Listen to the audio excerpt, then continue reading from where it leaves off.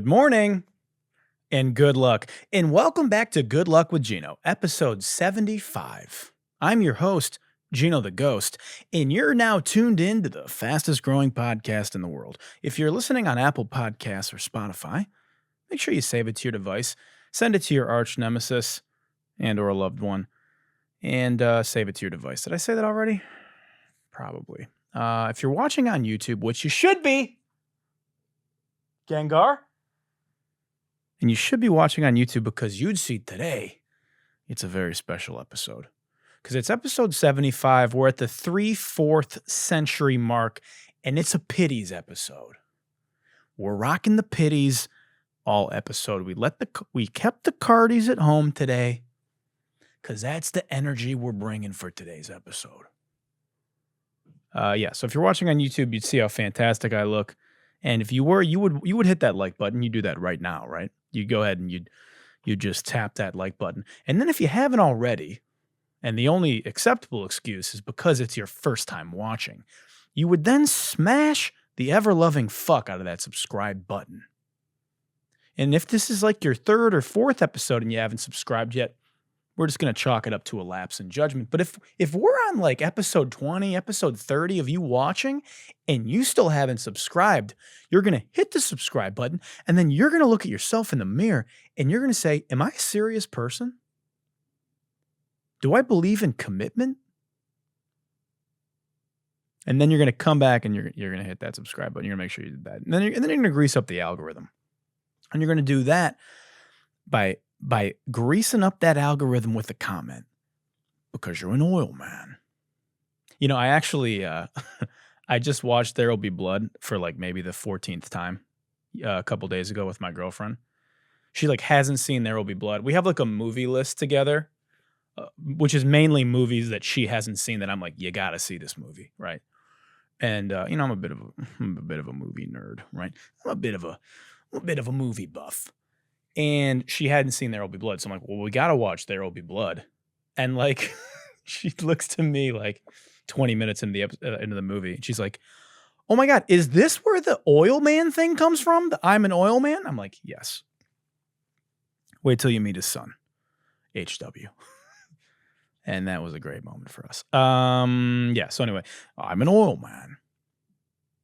Grease up that algorithm.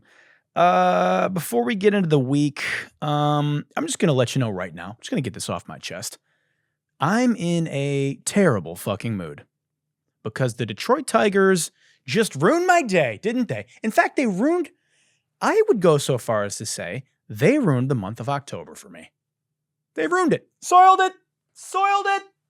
In my SpongeBob voice, you ruined it. They lost to Cleveland in a Game 5 series to not advance to the AL CS, and fuck that, you know? There's nothing I hate more in life than losing to Ohio. So I'm miserable. So help me God, if Chris Ilitch doesn't open up the fucking checkbook for a serious bat next season, I'm just making it my life's mission to bankrupt Little Caesars. And that's that. Big Mike Ilitch is rolling in his grave, dude. His son is the Tigers out here playing Moneyball like Brad Pitt. My podcast with Ty Lopez just came out today. I'm on Ty's podcast. You know, it's a sentence you never thought you'd hear heard, because Gino, you always make fun of entrepreneur bros. Ty Lopez is the godfather of entrepreneur bros. That's exactly why I went on the show. We had a great conversation. Very, very, very funny. I encourage you to check it out. You can literally just YouTube search after this episode. After you complete this episode, Ty Lopez, Gino the Ghost. It's a good time. You'll see some clips on my Instagram too, I'm sure, in the coming weeks. One more thing before we get into the week. I was looking for something to order today on DoorDash because I'm addicted to DoorDash and I order it like twice a day.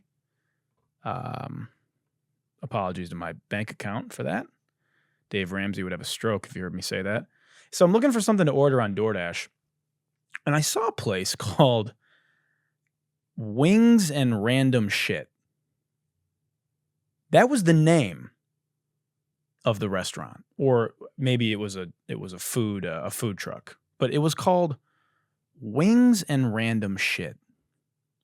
Now, Who would ever want to eat at a place called Wings and Random Shit?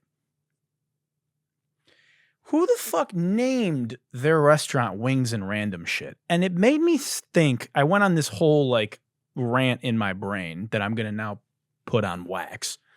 I fucking hate when restaurants try too hard to be edgy or like clever with the wordplay. You know what I'm talking about, right? Like a restaurant called like, What the Fish?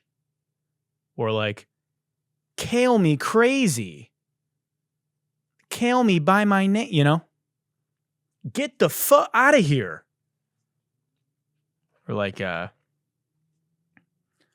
Vincent Van Dough nuts. A couple of those are real restaurants. A couple ones I just made up. But just like, can we stop naming our restaurants after like millennial dad jokes? Can we cut that shit? Can we just go back to naming places like Sal's? You know? Mel's Diner, you know, Chick-fil-A, Chipotle. Like these are names, you know. Enough with the fucking. Anyway, all right. Let's talk about the week. So I told you a couple episodes ago that the biggest fallout from the Diddy scandal was going to be super annoying conspiracy theories about other people, right? You remember when I told you that? Okay. Well, it didn't take long, did it? Because the entire internet this past week has been infiltrated with Beyoncé conspiracy theory videos. Beyoncé and Jay-Z conspiracy theories. So she's literally lost, I think, 2 million followers in the past 2 weeks because of these videos. There's a conspiracy theory going around that artists thank Beyonce in their acceptance speeches at award shows because they're trying to protect themselves. Because by not thanking Beyonce, they're gonna get killed, sacrificed, because she's an evil high priestess of the satanic faith. Let's watch this video. This is one of the more viral videos going around. Yeah, let's just watch it and then we'll talk about it. Celebrities thank Beyonce at award shows so Beyonce will spare their life. So this all goes back to before many of y'all were born, starting with this girl named Aaliyah. Now, Aaliyah was a pretty famous... First of all, I just want to point out, the way that this guy talks is the way that people's brain works when they watch a video like this.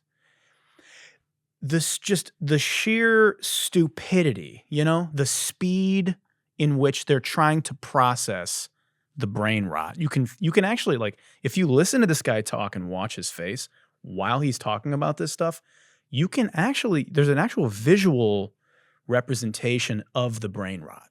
Okay, so just listen and watch again now with that in mind. Here we go. Celebrities thank Beyonce at award shows so Beyonce will spare their life. So this all goes back to before many of y'all were born, starting with this girl named Aaliyah. Now, Aaliyah was a pretty famous artist that was competing with Beyonce around the time Beyonce started to get famous. Now, sadly for Aaliyah, she passed pretty early on, before she actually got to hit like the peak of her career. Now, this is sad for us, but Aaliyah passing was very good for Beyonce, as if Aaliyah hadn't passed, Beyonce might not be known as like Beyonce now. Fast forward to 2013, J. Cole makes a song called She Knows, which mentions Aaliyah's passing. It also mentioned other people like Michael Jackson's passing. But nobody really thought anything about this song until all of the Diddy stuff started coming out, and that is when people started connecting the dots. You see, Beyonce, Jay-Z, and Diddy are actually pretty close pals that go way back. Now, since all this came out, there have been theories thrown around that Diddy may have been involved in Michael Jackson's passing. People also think that he may have had a hand in Aaliyah's passing. And there's some pretty hard evidence that Diddy has had a hand in some other pretty famous celebrities passing. Now, because of this, many celebrities seem to almost fear Beyonce. Like, you've all probably seen different speeches during the Grammys or VMAs or something. For no reason, celebrities are always bringing up Beyonce and, like, thanking her when she has nothing to do with anything. Like, during one of the Grammys, Adele literally broke her award because she beat Beyonce. Now, if all of these theories are true, it kind of rewrites history. Like if y'all remember back in 2009, when Kanye rushed the stage after Taylor Swift won Video of the Year and said Beyonce had one of the best videos of all time. Looking back at it now, people think that Kanye may have actually been trying to save Taylor because Taylor beat Beyonce and she was kind of an outsider at the time. So there was almost no way Taylor was going to thank Beyonce or even probably mention her for beating her. So the theory goes that Kanye stepped in to make sure that Beyonce didn't like see Taylor as a threat, which is absolutely wild to think of. If this is true, Kanye was actually doing Taylor a massive favor. Now, as of right now, all of this is a theory and loosely connected based on Beyonce's very Yeah, all of this is a theory. All of this is just completely based on utter fucking bullshit. There's so much to unpack here.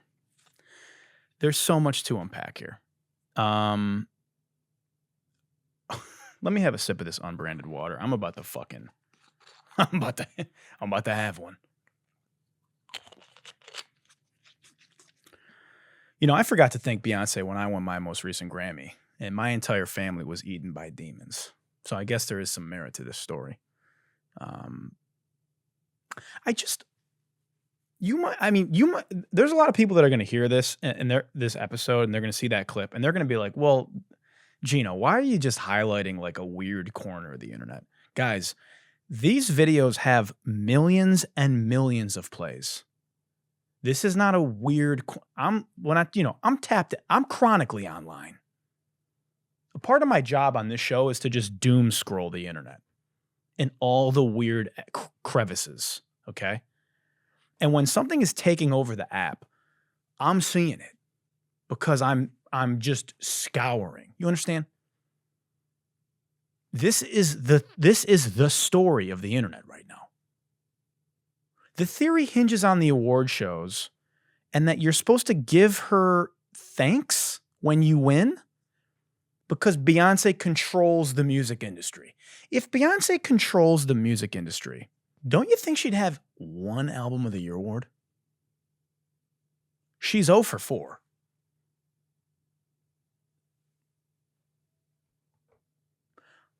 It's so funny. Like, people can't conceptualize that an artist would give would shout out another artist that they are a fan of or maybe friends with or know in the same category that they like. Adele and Harry Styles give her praise after beating her for Album of the Year isn't to protect their life, you fucking idiot. This is just a thing that people do at award shows. They give praise to the peers that they're up against. This happens at the Oscars. It happens at the Grammys. It happens at the Tony Awards. It happens at the VMAs. It's just like so hard to fathom that a superstar artist is a superstar artist and is like earned and deserved their accolades and their praise and their success. They'd rather believe she's only famous because she's a satanic priestess that is murdering and sacrificing the competition. They would rather dissect a fucking J. Cole song from 5 years ago and say that She Knows, which is a song about him cheating on a girl. They would rather say that She Knows is saying that Sean Knowles killed Sean Carter, Beyonce Knowles. She Knows. That's what the theory is hinging on. That they killed Michael Jackson and Aaliyah. But they'd rather believe that than a superstar artist who works with the biggest producers and songwriters in the business, who has hit record after hit record after hit record, and millions of adoring fans, is successful because she's one of the hardest working artists in the game and just an incredibly talented performer. No, she's a satanic priestess that killed Aaliyah. You know, Aaliyah died in 2001. That's 2 years before Beyonce even went solo.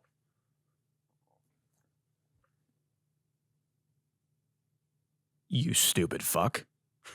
And Ashanti was bigger than both of them. You're telling me that Beyonce's just killing every successful black singer that's in her way? I told you this would happen. I told you the biggest Diddy fallout would be the brain rot conspiracy theories, didn't I? Well, buckle up. This is step one. We're just getting started, dude. This is going to be, I'm talking like the next 2 years, you're going to be seeing this shit. And what happens is, when one of these stupid fucking videos goes viral, thousands of people just copy the same video and put it out. The internet is a recycling bin of garbage. So anyway, let's move on. Let's move on to our main story. Guys, no GNN this week. I'm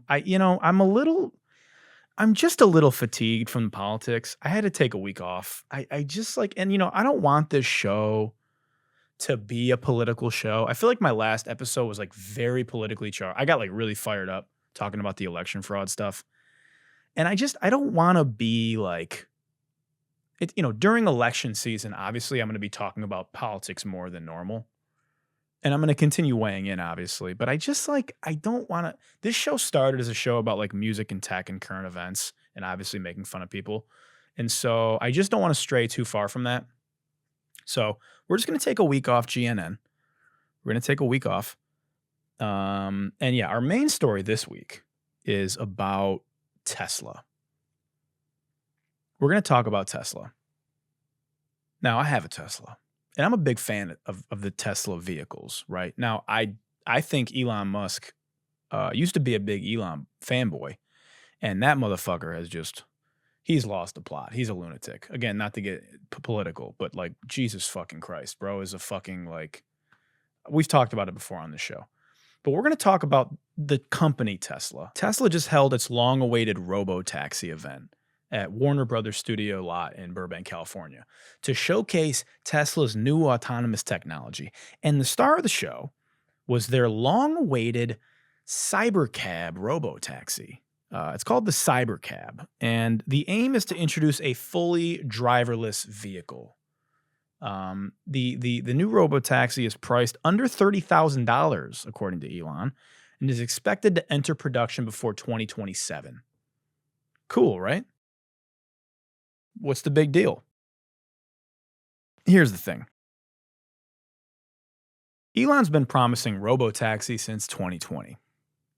When I first got my Tesla, Elon was saying it's going to be driving around Ubering for me while I'm at the studio, damn near. He's like, yeah, your Tesla's going to be able to just fucking drive around and get you paid, and then like drive back and be at your house by the time you're done. Never happened. And meanwhile, there's a company called Waymo, and they have robotaxis everywhere. They just hit 100,000 weekly paid rides. I see Waymo all the time in LA. In most major cities, Austin, Chicago, New York, there's these just driverless taxis going. It's already out. And I don't know if it's profitable, but there's 100,000 weekly paid rides already. And the thing about Elon and Tesla, and this is a former shareholder of Tesla, Elon constantly misses projections. And it seems like investors are getting tired of his optimistic timelines. Elon basically operates in dog years. Like 1 year in Elon time is like 7 to 8 years away. If he says one thing, just go ahead and chalk that up in dog years. When he says robo-taxis, the cyber cab will be here by 2027, that probably means like 2031. And that's assuming things aren't, fucked up on the way. That's assuming there aren't any regulatory hiccups, right? And so the result, after they have this huge event, it's this crazy demo, blah, blah, blah. The result, Tesla's stock price instantly plummeted, wiping out $50 billion in market cap. The stock nosedived, right? And why? Obviously, like what I talked about, right? You can chalk this up to a couple things. I think one, sell the news. which is often the case in stocks. You buy the rumor, you sell the news, right? And that's something that is hard for people to wrap their head around. But like, this is especially true in crypto and even more volatile markets, especially like tech. You know, like Tesla's a tech stock, and so in these speculative asset classes, the better strategy is usually sell the news. You buy leading up to the event, and because everybody's thinking this will probably be a sell the news event, it is a sell the news event because everybody sells. Because everyone's scared it's going to be a sell the news event, right? But what I think this also is, and probably mainly is, because it really fucking tanked. Like the stock tanked like 20%. This feels like tech fatigue. Investors and consumers are tired of overpromise, underdeliver from tech companies. It has been happening non-fucking stop in this Silicon Valley bubble era that we live in. It's not just Tesla. It's Apple. It's Microsoft. It's all these AI companies. And they all are presenting what's coming, you know, coming soon. Every presentation or event has turned into the auto show, displaying concepts of a plan of incomplete products just to drive the stock price up. Everywhere, everything. iPhone is rolling out products and operating software before they're ready. The last fucking 20 iOS updates, the new iOS 18. Download the new, it's not ready. You download it to your phone and your phone fucking bricks. There's bugs everywhere. They're rushing out products that aren't ready yet and then just updating and patching the bugs along the way. And if they're not doing that, they're teasing a product that's 3 years down the road to increase the stock price. And I think that both investors and consumers are just getting a little tired of it. You know? Back in my day, I mean, look at video games. Even video games are doing this shit. Call of Duty will roll out a new Call of Duty, and the game there's only like 7 maps available. There's bugs fucking everywhere. And they're just a new patch update, and it's bad. You used to have to buy a game and the game was done. The game was on a disc and it was done and ready. And there was a couple bugs maybe. But companies just rolling shit out and then just figuring it out along the way and selling it at fucking crazy prices. It's just like, dude, I'm going to buy the Apple headset and just, it's not good yet and not up. It's just, anyway, on that note, Tesla wasn't done because the real star of the show at the Tesla event wasn't the Cybercab. It's their new Optimus robot.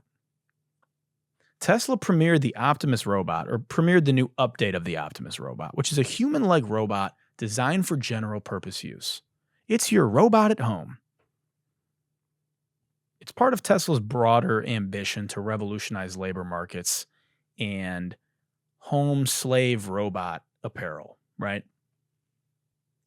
The presentation was aimed to demonstrate the potential in performing everyday tasks, reinforcing Tesla's vision of integrating robotic technology into daily life to handle mundane and repetitive tasks that you don't want to do, right? So here's the clip. Here's one of the clips from the Tesla event of the new Optimus robot. Optimus. People here today. It's insane. It's even talking. Say hi to my friend John. John? Where's John? Right here. Oh, hello, John. How are you? How are you doing? Very good. That's crazy. I'm Where are talking you to a from, robot. From San Jose. Probably San from Jose? where you were born in Silicon Valley. Wonderful. Where do you live in San Jose? Do you Well, live in Almond Valley or do you live in Ye- Santa Teresa area? No, I live in Los Gatos. Los Gatos. Oh, wonderful. Very Yeah. nice area. Where do you live? Beautiful hiking I hear out there. There is. Where do you live? I live in Palo Alto at the current moment. Figures. Yeah, Yes. this is awesome. That's where they train us, that's where we get our builds, and that's where we work with a wonderful group of people. What's the hardest thing about being a robot? Trying to learn how to be as human as you guys are. And that's something I try harder to do every day, and I hope that you will help us become that way. Well, awesome. Nice to meet you, Optimus. You as well. Wow. What a totally normal conversation with totally not a human. This is obviously a human controlling this, right? This iRobot looking ass robot? Yes, it is. Turns out these were teleoperated by humans in a control room, speech included. And, you know, they were there. They were mingling with the investors. They were working the bar. They were handing out product. And the problem is, it wasn't disclosed. They just let people believe that this is it. Like, this is the robot. It's AI. That's an autonomous LLM talking to you. When in reality, it was just a dude operating it from a control room. MKBHD even said that everyone at Tesla was insisting that it was not a human's voice. And look, it's still impressive, I guess, but like, we're about 10 years away from these actually hitting the market. And again, it just, I bet that Elon thought that this shit, like, stock price is going to go fucking crazy after this. They're going to be blown away. And the reality is, like, everybody was just like, all right, dog, like, okay, when's this coming out? You know, it's just, the magic is just not there. Like, again, tech fatigue. We're tired, bro. Let me know when it's out. My guess is these are going to run anywhere from like $40,000 to $50,000. And yes, I'll be getting one. For sure. I'm definitely getting a fucking robot made, dude. We'll probably be leasing these things like vehicles, would be my guess. You'll pay like, you know, $180 a month or something. You'll have robot insurance. I'm getting one just so I can become best friends with him so he can protect me from the other robots when they try to take over humanity. Like Sonny and iRobot. I'm going to make him like my fucking boy, dude. We're going to play video games together. Like, we're going to watch sports together. I'm going to like put him on game. I'm going to help him pull like another robot girl. Give him like some advice. You know what I mean? So that's my plan. Anyway. That's that on that. You know, I don't know what the future what lies ahead for the future of Tesla. I will be getting another Tesla. My lease is about to be up on my Tesla. I'm going to get another one. I really fucking like the cars, man. The cars kick ass. You can't say what you want about the Cybertruck, but like the Model 3, the Y, they're fire, bro. So I'm getting another one, but Elon's a dickhead. Anyway, now we're going to go ahead and transition over to everyone's favorite segment. And that's the FOH HOF, the fuck out of your Hall of Fame. You might be saying to yourself, wow, already? We're on the FOH HOF already? Yeah, we are. It's going to be a little bit shorter of an episode this week because, candidly, I'm so fucking hurt about the Tigers that I had a couple more things to talk about, and I'm just sick to my stomach. So we're going to make fun of people because I need to take it out on others. Yeah? First, I'm going to have a sip of this unbranded water, and then we're going to get into it. All right, here we go. Our first video is a video of this bouncer. I fucking hate bouncers, dude. I can't wait to make fun of this guy. Here it is, without further ado. Don't do that. Because right now, this is the crazy part. Now let me talk. This is the problem. Now you're pissing me off. I mean, if you say another fucking word, I'm going to drop you. Do not speak. You do is turn around before I get angry. Have a nice day. Bye. Get on.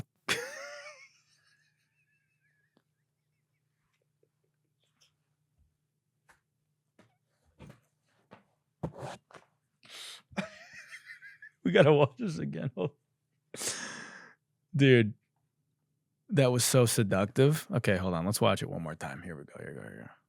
Here we go. He's whispering, so you gotta really listen to what he... How about that? Don't do that. Because right now, this is the crazy part. Now let me talk. Now let me talk. I will. This is the problem. Now you're pissing me off. Now you're pissing me off. Bro thinks he's a supervillain. Or worse, he thinks he's the hero. You know? Shh. Here's the thing. Come here.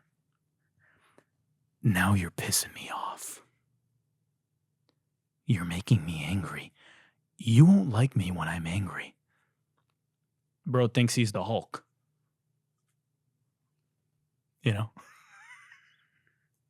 This Disney Channel school hallway bullying scene. This is the part where you run. You know? You're really pushing my buttons, buddy. No more Mr. Nice Guy, ass bouncer. You know what I mean?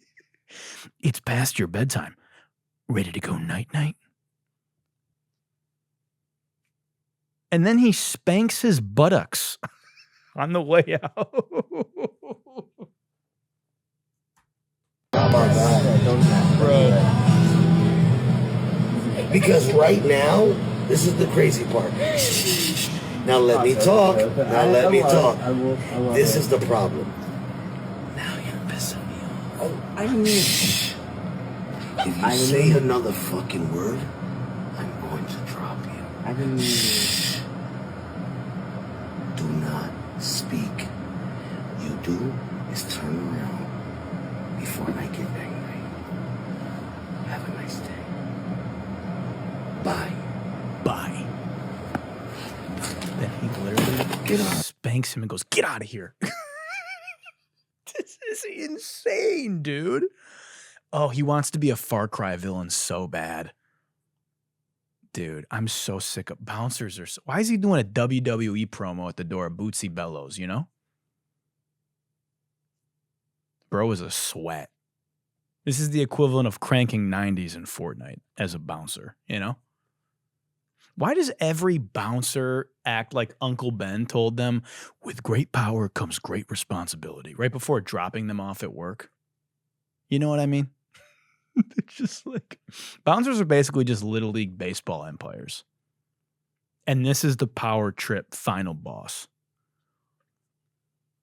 This is so dramatic for no reason, dude. It's like, he really thinks he's in a Marvel movie. Bonesaw is ready. Tight beat. I got you for 3 minutes. 3 minutes of playtime. Talking like fucking Tuco Salamanca, you know? You're going to make me angry. You might want to get out of here before I get angry. You wouldn't like me when I'm angry. He is in his ear, bro. The sexual tension is off the charts here. This is like the intro to like Skinny Twink takes BBC scene, you know? Not that I've watched that. Yeah, he wanted to kiss him so bad, dude. Let me tell you something. Never let a grown man shush you.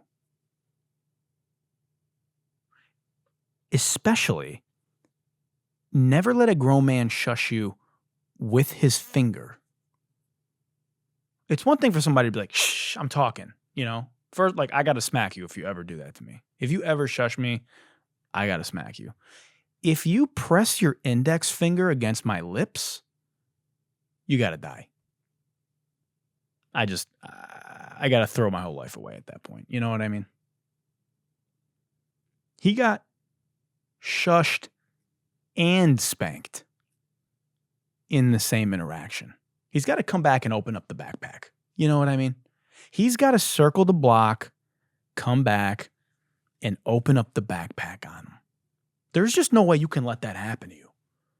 I can't believe he actually let him get away with this. Now he's going to do it again. He's enabling them. Here's the thing. Now you're pissing me off. Shh. I'm sorry. No 5'7" man making $10 an hour is talking to me like that. All right. No shot, dude. I gotta even if I get my ass kicked, which I probably would. This guy's just big as hell for no reason, cocky as hell for no reason. But I still gotta fight you. I can't let you shush me. There's witnesses around. There's somebody filming.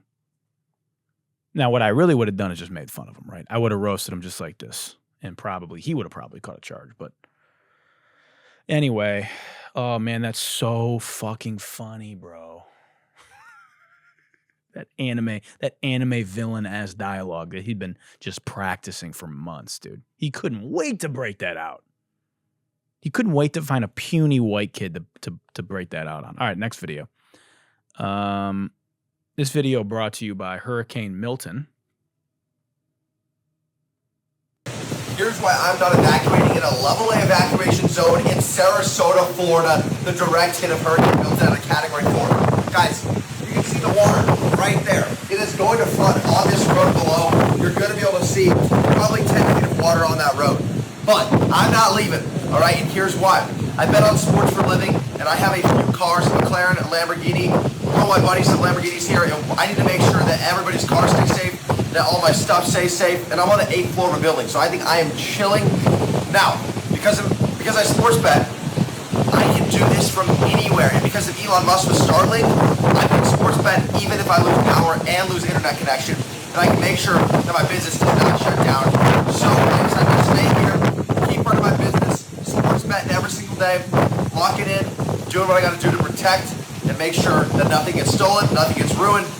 So that's why I'm staying here in a level A evacuation zone in Sarasota, right on the water. Tell me maybe I made a bad decision, but I think it's the right play. Hey, man.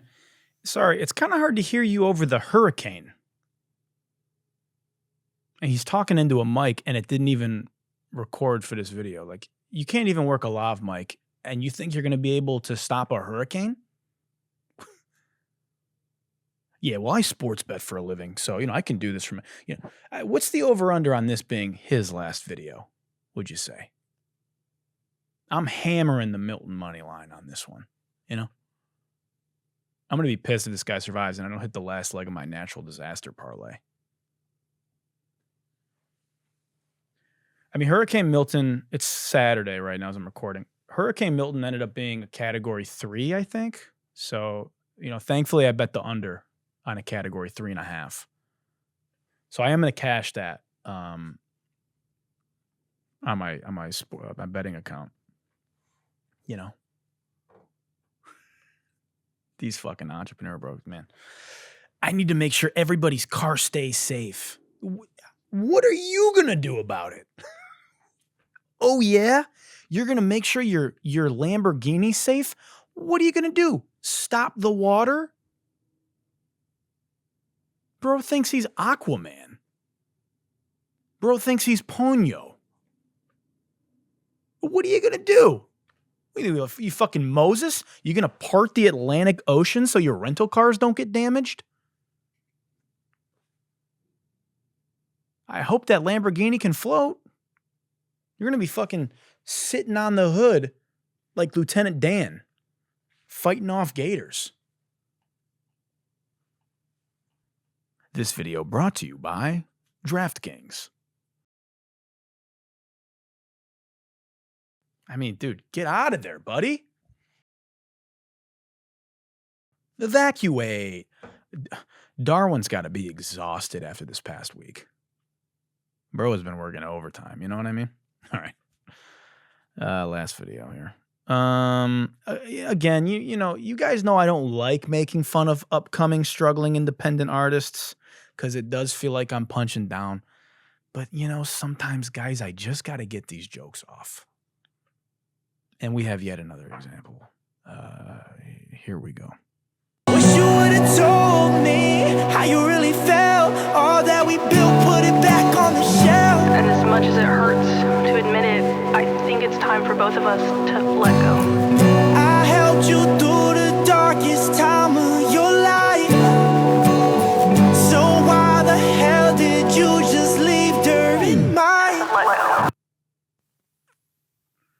look, it's Cuck Harlow. Imagine being cucked in your own music video, you know? Bro hired an actor to Netflix and chill with his girlfriend while he serenades them from the cuck chair. Look at this video, dude. He's just like sitting on the arm of the couch while his ex-girlfriend and some guy are cuddled up, you know, smiling, watching Downton Abbey. Wish you would've told me Just how you making really out. felt. All that we built, put it back on the shelf. And as much as it hurts, Fuck yeah. Let bro cuck, dude. Let bro cuck. Let him cook. Let him cook.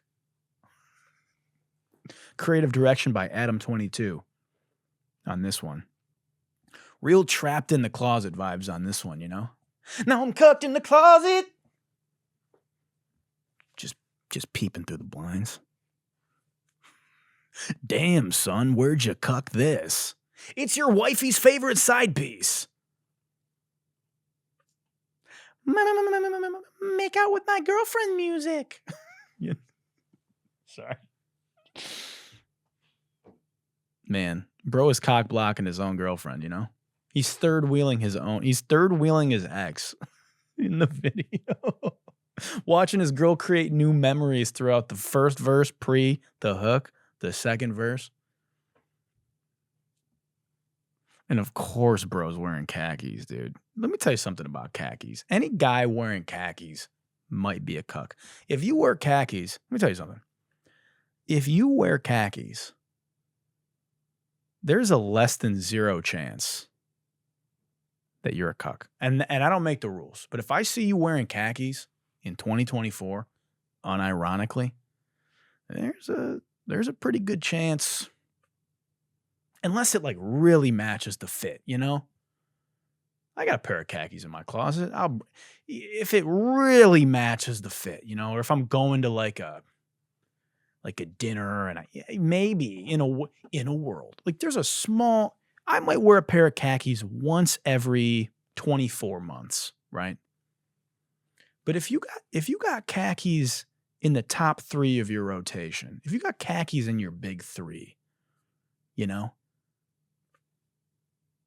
you might be a cuck. And hey, there's nothing wrong with that. We don't kink shame. If you listen to Avenged Cuckold Fold, and that's, you know, this guy, this is in your playlist, that's your prerogative. And I got no beef with that, all right?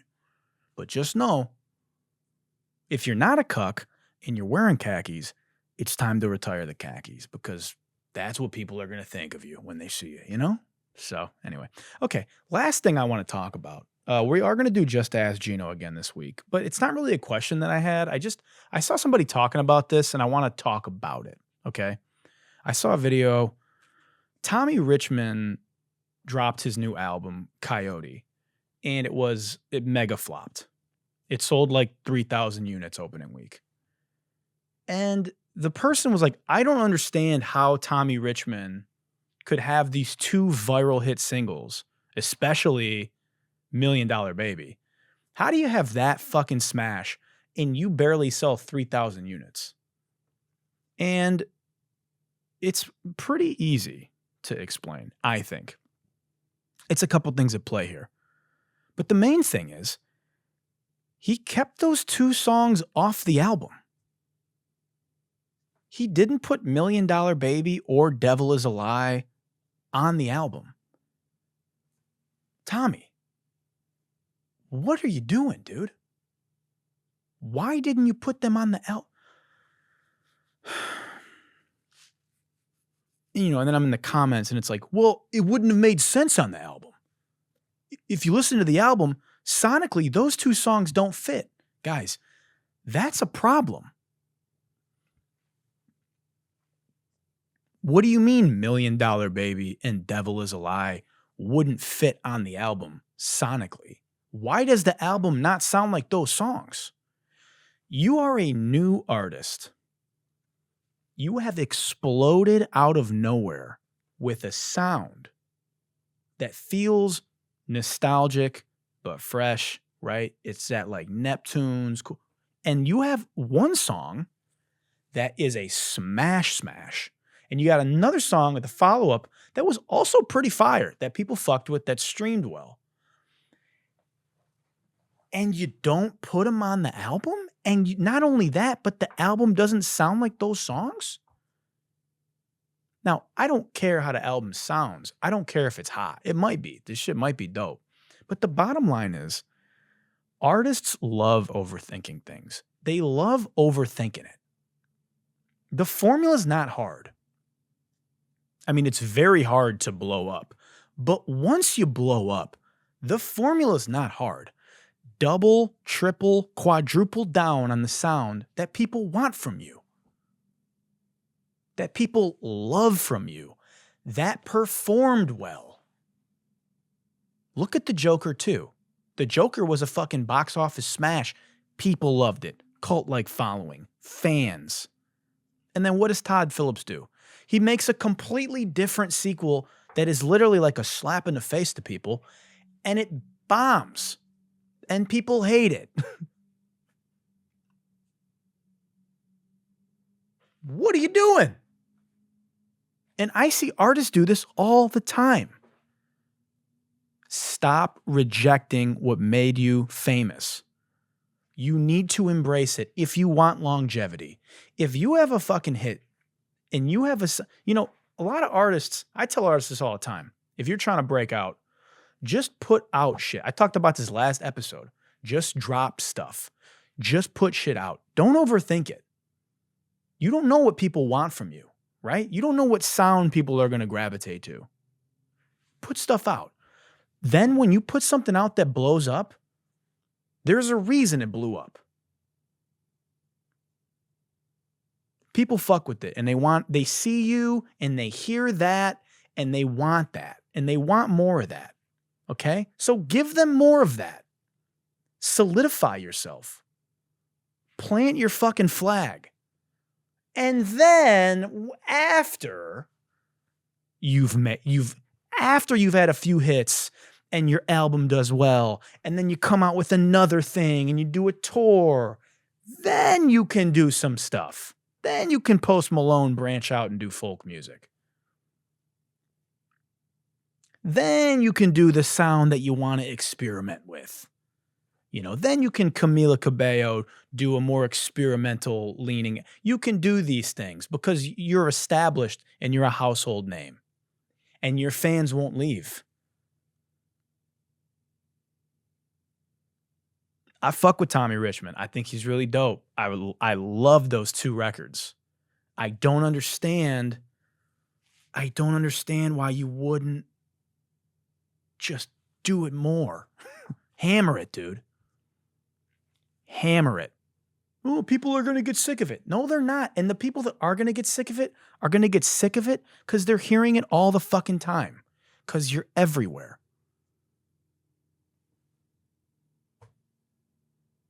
Okay? Anyway, that's going to conclude our episode this week. I want to thank Beyonce. Just want to thank Beyonce for everything, for inspiring me to do this podcast and giving me the opportunity in the music business. I want to thank her from the bottom of my heart. If you're listening on Apple Podcasts or Spotify, I want to make sure you thank me by liking the episode, downloading it to your device and sending it to your loved ones and your enemies. If you're watching on YouTube, which you should be, make sure you tickle that like button, shush that subscribe button, and then turn the comment section around and spank it on the ass and grease up that algorithm with a little bit of Diddy oil by leaving a comment. And until next week, as the world continues to crumble around us, I want to thank you for listening to Good Luck, and hope the Detroit Lions beat the Dallas Cowboys tomorrow so I can be in a better mood for the next episode. Until next week, good night and good luck. Everybody listen close. There's a brand new show that you gotta know. What's the name of that show called? Good Luck. All right, with who? With Gino. That's me. It's gonna get you moving.